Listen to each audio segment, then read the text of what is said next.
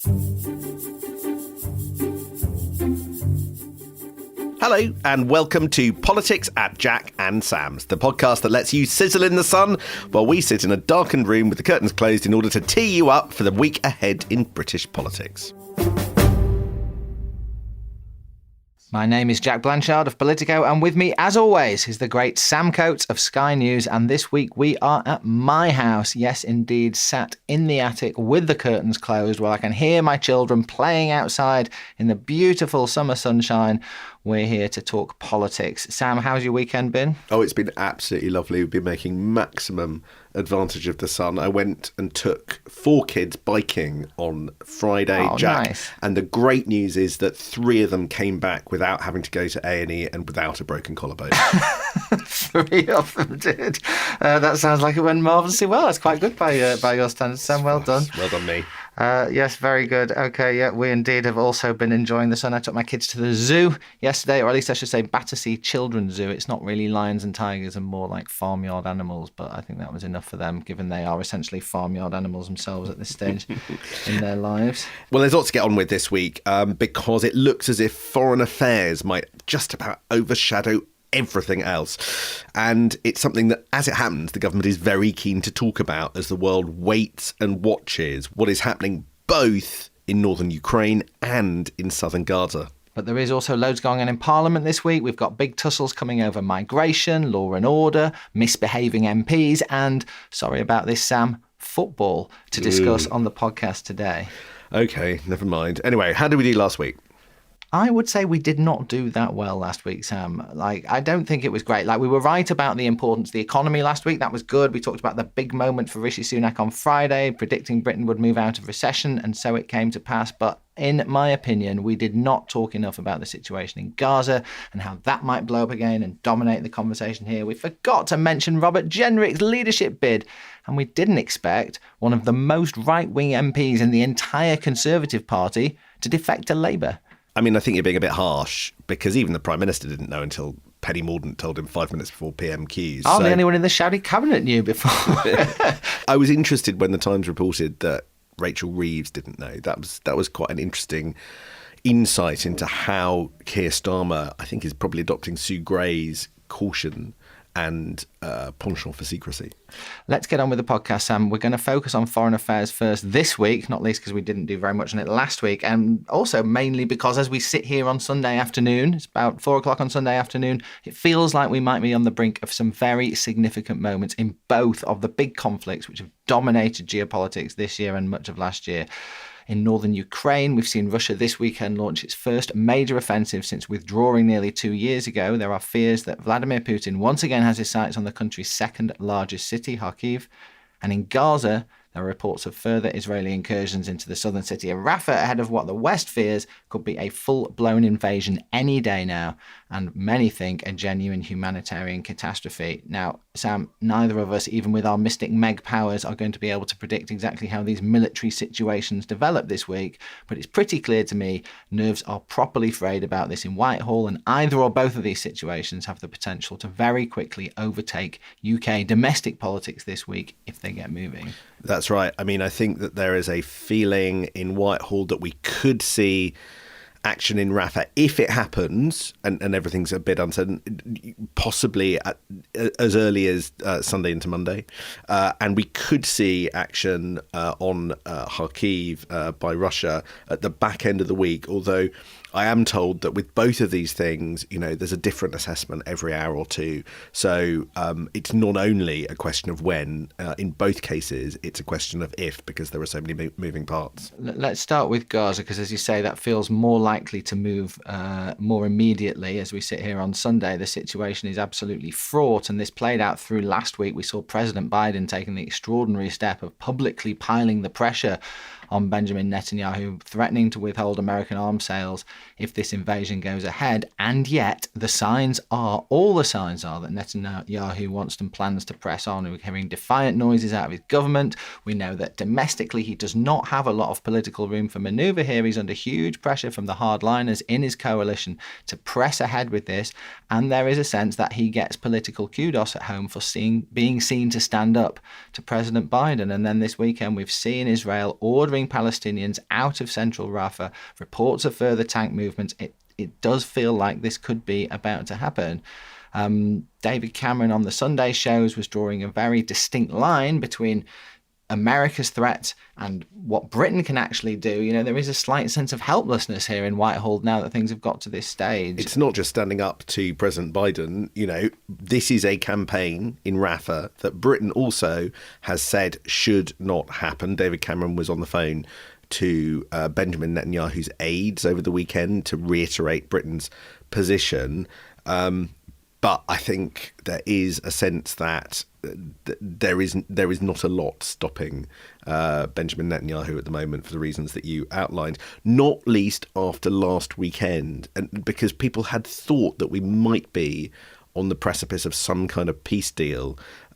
Israel and Hamas had appeared to agree a kind of hostage exchange and prisoner swap in return for some kind of peace and aid coming in. But when it came to it, I'm told that essentially Hamas started to renegotiate the deal after everyone thought it had been sewn up. It all fell apart, and now, a week later, we're on the brink of something kind of quite a lot worse. Be quite interesting to see how it plays out domestically if we do see this invasion, Sam, because what we saw also today on Sunday is the Labour Party putting itself in a different position to the government, aligning itself essentially with America and saying that arms sales should stop immediately if this invasion happens. That is not what David Cameron is saying. The politics of that might get difficult for Rishi Sunak. We are now in an unusual situation for on two fronts. Britain does not often break with the US, but we have gone into a situation where effectively they are bad cop for Israel, and we are now playing good cop. David Cameron on the Sunday shows, although he was arguing against this offensive, he was also justifying why Britain should continue to sell arms to the Israelis, sort of making an argument of scale, really. He was saying that the UK provides less than 1% of Israel's weapons, isn't a big state supplier, and we've got this licensing system which is got a rolling assessment. The Foreign Secretary gets updates every so often, but it's a rolling assessment to see whether or not the kind of use of those weapons is for anything illegal under international law. But that is a different position. But Labour have jumped on the back of the American position. Jonathan Ashworth out this morning saying that no arms should go to Israel that could be used in this offensive. And right in the middle of this, Sam, we've got a major UK trade mission to the Middle East happening this week. Government's already announced that Deputy Prime Minister Oliver Dowden, Business Secretary Kemi Badenoch, Investment Minister Dominic Johnson, and loads of other businesses are all flying out to Riyadh to see the delights of Saudi Arabia and try and sell British wares over there. Amazing timing for that, given what's happening right now in the Middle East. I think the title of that is a trade delegation, right? But my understanding is that it's much more than just a trade delegation. This, of course, is about going to the Middle East to warn about the consequences of people not trying to de-escalate. Look, Saudi is like Qatar. It is one of those countries that Britain uses and Britain talks to in order to try and talk and get messages through to Hamas. They are a proxy that we can use. And I think there is a feeling right now that we need to deliver messages more urgently to stop things getting a lot worse in the region. Should we move on to Ukraine? Because we've seen these very significant Russian advances in the northeast of the country this weekend. And that's a big deal because Russia has not been attacking and advancing into the country in that part of the Ukraine for a very long time. This is, in fact, the biggest ground assault they've launched in Kharkiv since they basically retreated nearly 2 years ago. The big question that everyone's asking in Whitehall, probably around the world, is what are they up to? What is the plan here? We don't know yet. You know, you heard David Cameron again talking about it. Is this a major summer offensive? Are they hoping to take the city itself? This is the second biggest city in Ukraine. It'll be a massive undertaking. Or are they just trying to create some sort of buffer zone, given their own cities on the south of the Russian border have been under attack? We just don't know yet. But there are definitely concerns that because this huge amount of US aid is now known to be on its way to the Ukrainian front line, that'll obviously take a bit of time, that Russia is trying to do what it can in terms of incursions before some of that stuff arrives. Having managed to get that aid sort of signed off, now the priority for diplomats around the world, but including British diplomats, is to try and make sure that the supply chains all work properly. It's not particularly big or sexy stuff, but the job of the job of British diplomats at the moment is to ensure that the right things get to the right place in time, because it is a race against time, as well as dealing with just a sort of, and I hate to say this, but there is a sort of global weariness now about this conflict that has been going for a long time. And however well they do in Eurovision Song Contests, as they did on Saturday night, doing very well in the public vote, nevertheless, given that there are two big conflicts that can feel pretty existential, and this one's been going on a long time, the other job of diplomats is to keep this at the top of the agenda in all the bilateral meetings that our ministers have. Well, I think they'll successfully do that this week. It's pretty clear that any major Russian operation into Ukraine or that major invasion of Rafah would totally blow out the news cycle here. It's all we'd be talking about. We'll see statements in the House of Commons, ministerial interviews, and that will all play out this week if either or both of those things happen. Even if they don't, Sam, this is a week where the Tories are very keen to be talking about defence and security and foreign affairs anyway, right? So I think Downing Street want to make security against this foreign affairs backdrop a big part of this week's conversation. So there's going to be a big speech from Rishi Sunak on Monday. I think they think in Number 10 it's a significant intervention where he's going to talk about the challenges and the opportunities for the future. As you've heard other ministers talk about, I think they're going to say we're in a very risky world, which is why they made that big announcement over military spending, defence spending, rising it to 2.5% by 2030, and draw that dividing line. I think the speech will centre on the need for security at home and abroad, because they think that's something that they can draw a contrast with Labour, and they will talk about the progress they've made over 14 years and essentially say, as prime ministers and incumbents often do at this point in the electoral cycle, that the country is at a crossroads, and he'll set out the direction he thinks the country needs to go in order to sort of make use of the opportunities. So stick with the devil you know, I think, would be one way of framing the sort of electoral aspects of the speech he's going to make on Monday. But there is also just a little bit of sense that once again we're in a world where Rishi Sunak has made a big, expensive commitment, and he's having to sort of shake people awake about it and go, you do realise that we did this. You do know that a few weeks ago we committed tens of billions of pounds, in theory, in the next few years, because, again, they've done something big but not got the political credit for it, which is a bit of a theme of where we are in politics at the moment. It certainly is. I suppose in Downing Street's defence, it does sometimes take a while for these things to filter through, and you have that thing in politics where you have to keep telling people the same thing 50,000 times before it starts to cut through at a normal level. I mean, Labour... I think they'll get the Defence Secretary doing it on Tuesday. I think Jeremy Hunt will make a speech, and they will also tie it into the improving economy. You saw that improvement in GDP last Friday, 0.6%. That doesn't sound like an enormous percentage to me, but we were in recession. The ONS, calling it gangbusters, has delighted Downing Street. One person at the centre said to me that is the ONS gaslighting Labour, drawing on the language of Rachel Reeves. Yeah, yes, indeed. OK, so we've got loads going on there this week on that subject, Sam. We've got Rishi Sunak making a big speech on Monday. We've got Andrew Mitchell, the Deputy Foreign Secretary, making a speech on Monday night about foreign aid, all around these same things. Tuesday, you've got the Defence Secretary, Grant Shapps, making his speech. I'm also told we're going to hear from the head of GCHQ. Don't hear from him very often, talking about cyber security on Tuesday. And then there are these rumours of a Jeremy Hunt speech. I was told at the end of the week we're likely to see that. I'm sure he'll be looking ahead to the inflation stats we're getting the following week, which we're expecting to be more good news for the government. But he is bound again to make these points about economic security and about the 2.5% spending pledge that the Tories have made and that Labour are allowed to open up as a dividing line between the two parties. All of that because there's one name missing, which is that of David Cameron, Lord Cameron. And the reason he's probably not doing that much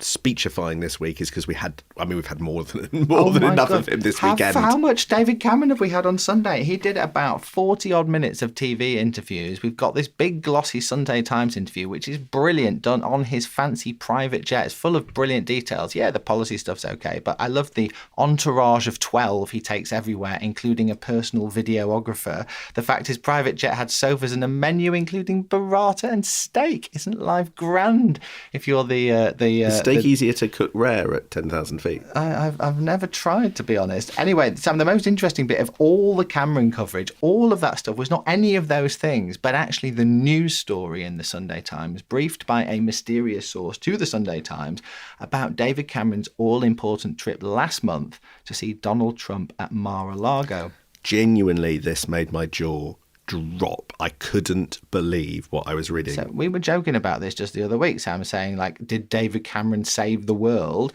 by talking Donald Trump round on supporting Ukraine? Prior to that, Trump was seen to be dead against any further US funding for Ukraine. Dave goes in to see him, and a few days later, Trump basically gives the green light for Republicans to pass the bill. We didn't really think he actually did it, though, did we? No, but there, in the Sunday Times, in black and white, is a briefing from an unnamed source basically saying it was Dave Watt won it. Dave Watt won it for Ukraine. He changed, by the way he argued with Donald Trump, he changed Donald Trump's mind on this issue that Western politicians all around the world have been struggling with America about, and it was our former Prime Minister.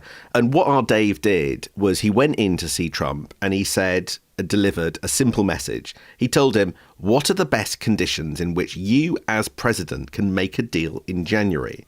And then went on to suggest that would be both sides holding their lines and paying a price for that. And we read in the Sunday Times that Trump responded, no one has set it out for me in those terms. Thank you, Dave. I'm glad we had the conversation. Can this possibly be true? Could Donald Trump really have been talked around by this sort of plummy old Etonian former Remainer Prime Minister? I mean, I have picked up so much scepticism in bits of Whitehall and in members of the Conservative Party about this. But, Jack, I have been in touch with somebody who ought to know, and whilst they can't quite verify the quotes, they say, and this is not somebody who's a particular David Cameron fanboy, they said, I think the idea that he turned Trump around is true. So what I can say Incredible. is that in the diplomatic service, the diplomatic service, independent of the politicians, do actually think there's something to this. It is also an extraordinary thing for sources close to David Cameron or in Whitehall to have briefed out, because also what David Cameron has done here in this conversation with Trump is he's completely turned British foreign policy on its head. Currently, no one you talk to in government will countenance some sort of peace agreement between Ukraine and Russia. We're not allowed to talk about that. They won't talk about that even in private to us. Every message you get from the UK government is, no, we're supporting Ukraine all the way to victory, all the way they're going to get back all their territory, they're going to win, we just need to support them and fight. In private, David Cameron is here apparently completely countenancing a peace deal between the two sides in January, which is totally contrary opposition. Now, I understand the realpolitik, and if you're talking to Donald Trump, you have to talk on his terms. But nevertheless, to do that and then somebody then briefs it out might not be the wisest thing to do. And you can imagine Vladimir Putin reading the Sunday Times and rubbing his hands at that. I do think that the idea of this, we've got it's a global scoop. This, if it all turns out to be exactly as said, it's 3/4 of the way through an article sort of about other things. I think this particular tale and kind of rattling it around and seeing the different responses to it is going to be fascinating. It's a story that's got some way to go.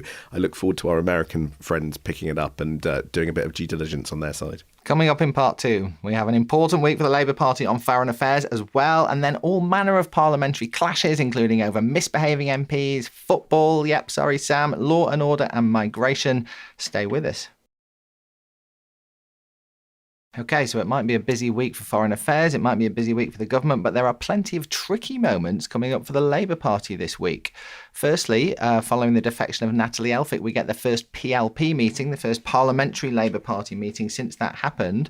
Wouldn't be surprised if we hear some of the female MPs voicing discontent about all of that. Will Natalie Elphicke show up for the first PLP meeting? We don't know. On Tuesday, Keir Starmer's got a big meeting with the unions. We'll talk about that in a minute. On Wednesday, Keir Starmer's got PMQs, which will certainly be harder than last week, given the UK is now out of recession. Presumably he doesn't have another defector to talk to. But on Friday, the thing Labour really want to talk about is foreign policy. And the Shadow Foreign Secretary, David Lammy, is making a speech at the Institute for Government about progressive realism, a buzzword that he's dreamed up that will strike fear into the hearts of every right-minded voter. Sam, everyone's suddenly interested in Labour foreign policy following the last few weeks. They absolutely are, and they're trying to piece it together because it seems to be evolving at pace, and Labour are doing a lot of work to try and signal what it's going to look like. But it's complicated, and it hasn't all gone down completely smoothly or well with even with some bits of Whitehall. Well, we saw the sort of sucking up to Donald Trump last week from David Lammy. That certainly wasn't popular with parts of the Labour Party. The thing that's caused at least one arched eyebrow in Whitehall was last week's attempt to sort of get close to the French. You saw last Saturday Shadow Foreign Secretary David Lammy writing in French on social media about strengthened cooperation between our two countries, and that landed like on what I understand to be one of the worst days of Anglo-French relations for ages. So on Tuesday, Britain was dealing with what the government says was a Chinese state attack on the Ministry of Defence on the same day that President Xi was visiting Europe, and in particular visiting France and President Macron, which happened also on the same day that President Macron authorised one of his ambassadors to go to Vladimir Putin's inauguration.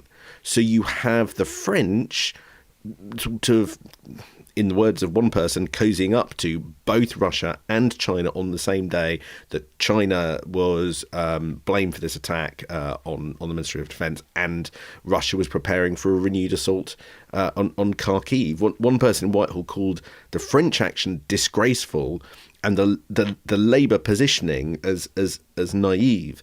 And I think all over Whitehall they're sort of looking at Labour's policy on foreign affairs, and it links up with the small boats policy which Keir Starmer was outlining last week. And they're sort of wondering what is there more than the sum of the parts. There's a lot of let's have a new cabinet committee, let's have a new coordinating committee, and they're all sitting in Whitehall going, but all of these things exist already, and they don't solve the problem. How's it going to actually work in practice? Yeah, I mean, it's interesting. I mean, probably the Labour calculation is partly that typically voters never vote on foreign affairs, right? And so they can sort of make these vague, wavy sort of statements about the sort of foreign policies they'd have in government, but in the knowledge that generally people end up voting on the economy because that's what always happens. Maybe the immigration stuff, but little else. But in the end, foreign policy and the policy to stop the boats are one and the same. If you listen to frontbenchers try to explain how they would do things differently other than Labour absolutely abandoning the Rwanda plan on day one of government, the question is how plausible do voters find the Labour plan of committees and greater cooperation, or how much cynicism do they attach to something that might to some feel less concrete than the Tory plan? So that's the thing Labour does want to talk about this week. What it probably doesn't want to talk about, but will be asked about incessantly, is its policy on workers' rights, because Keir Starmer apparently has a meeting with union bosses on Tuesday. That's according to the union bosses. I mean, Labour are saying it's a regular meeting, but everyone knows there's one big issue on the agenda between Labour and the trade unions right now, and that is the workers' rights package that Labour announced several years ago, and has been the subject of much speculation ever since, or certainly over the last few months, about whether or not it's getting watered down under pressure from big business in the way that other sort of more radical Labour policies have been watered down or abandoned altogether as Keir Starmer's got apparently closer to power. So what's happened there, Jack, is that the Labour Party's pulled together this plan in a document. And it's not been published, but it's sort of floating around the internet. And it puts all of the workers' rights plans in more detail than we've ever had before in order to help people understand what they are. But the unions think that some of the plans have been watered down. And I was engaging with one senior union figure earlier today, and they basically are disappointed with some of the changes that the Labour Party have been doing. Now, this person is not a critic of Keir Starmer. They're not from the left of the Labour movement. They're somebody that want Labour to win. But they think that Keir Starmer made promises at that National Policy Forum last year which are at risk of being broken, and that the meeting between Keir Starmer and the unions on Tuesday will be a moment where they force Keir Starmer to kind of row back and recommit to some of the things that they thought had been promised to. The problem with the document, I'm told, is big omissions, which some hope are more by accident than design. But in particular, it's the lack of insourcing plans or collective bargaining in areas other than social care. I think fire and rescue service is one that some felt that there'd been promises on. And obviously they spot a big difference between a promise to introduce draft legislative proposals and introduce legislation. Let me just explain. The first one, if you promise to do the first one, introduce draft legislative proposals in the first 100 days, it means nothing. It doesn't necessarily mean that any of that's going to come out in the wash and become law. If you have to promise to introduce legislation to know something's going to happen, and they're just worried about how that document is worded and whether or not this is the party going soft on things that the unions felt they'd been promised. And let me tell you, Sam, if Labour's not keen to talk about its relationship with the unions this week, something even less keen to talk about happening on Thursday, and that is its own Chief of Staff, Sue Gray, appearing in public. Now, I know, Sam, you were always very sceptical about the news value of the COVID inquiry, but I think even you might tune in on Thursday when it's at Belfast to talk about the response of the Northern Irish authorities to the pandemic. And that means we get to see the lesser spotted Sue Gray, Keir Starmer's all-powerful Chief of Staff, giving evidence, because she, of course, was Permanent Secretary in the Northern Irish Government's Finance Department back in the day. And that means she will be up. We're also getting Michelle O'Neill, the current First Minister, giving evidence this week, and Arlene Foster, the former First Minister. But let's face it, everyone in Westminster is so obsessed with this sort of the swamp conversations about advisors and all the rest of it, and I include you in that, Sam, not myself, obviously, means that it's Sue Gray on Thursday that everyone's going to be excited about. Look, I think it's going to be fascinating, given the profile that Sue Gray has in Westminster, to watch her give an extended account of herself and her time in Northern Ireland during COVID on a witness stand. And it might end up being quite uncomfortable for Keir Starmer, just because anything she says in public is bound to attract criticism, fairly or unfairly. People in Northern Ireland have been watching this inquiry and hearing about Sue Gray already. One of the things that's come to light is a very little-known interview that she did for the BBC in 2021, where not only did the journalist put to her, or like Tom Baldwin did recently, that she was a spy, and to which she replied, I think if I was a spy, I'd be a pretty poor spy if people are really talking about me being a spy.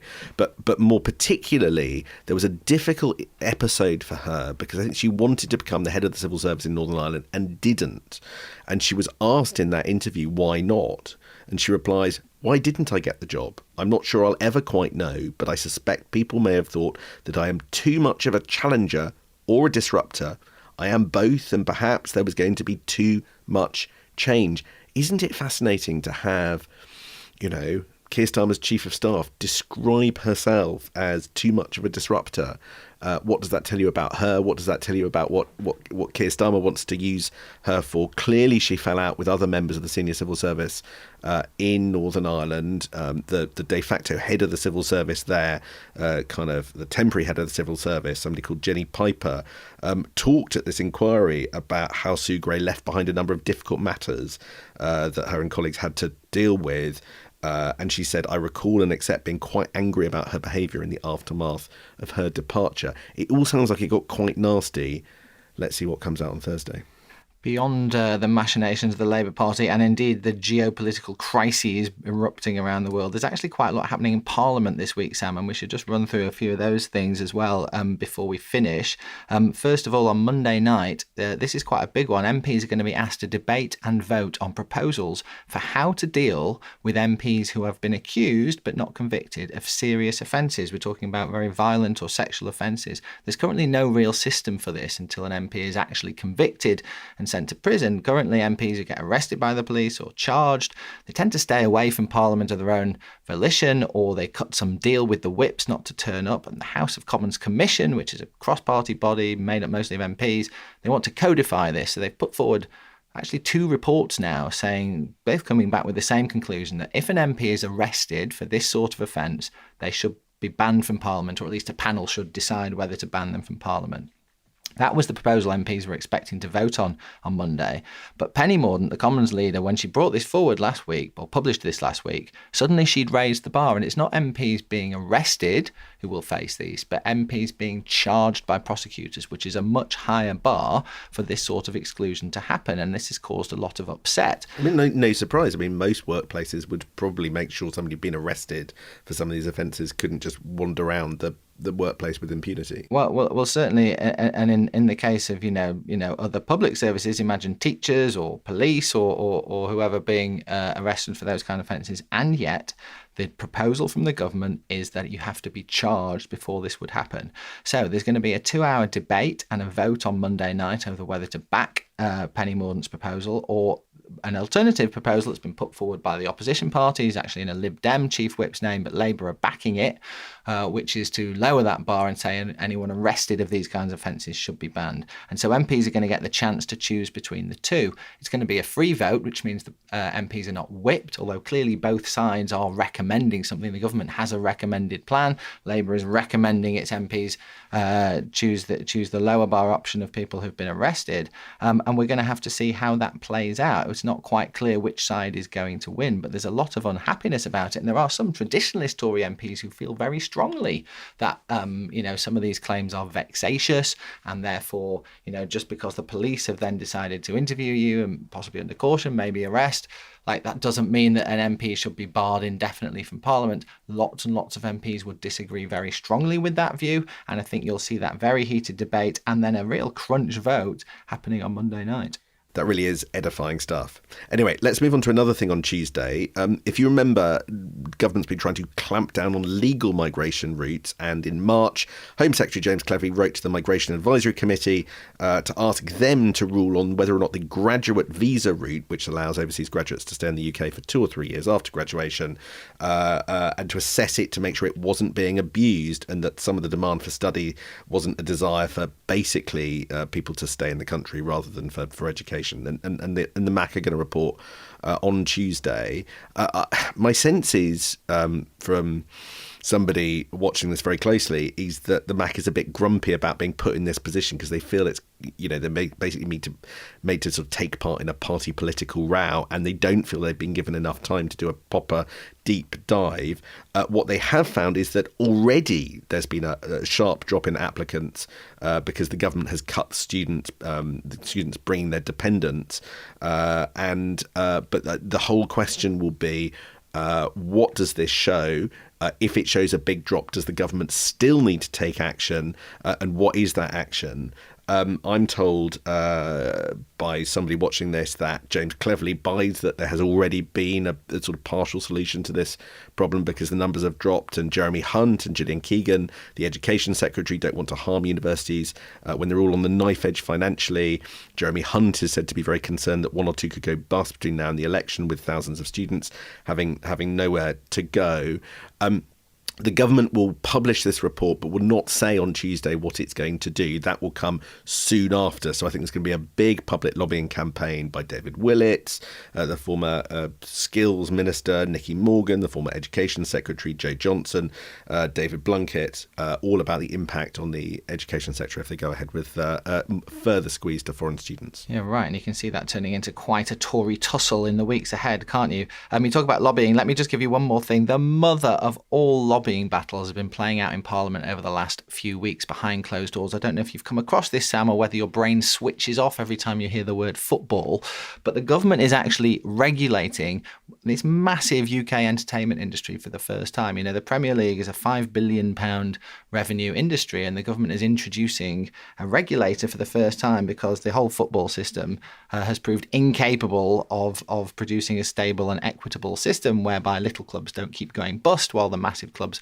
rake in all the money. So that we have a Conservative government regulating it, and the bill is going through committee at the moment, and the lobbying is now coming to its absolute peak, because where we have this week is the Public Bill Committee, which means MPs sit down and listen to both sides make their case to MPs. That means we'll get football clubs in the House of Commons making the case for why this regulation is a good idea or a bad idea.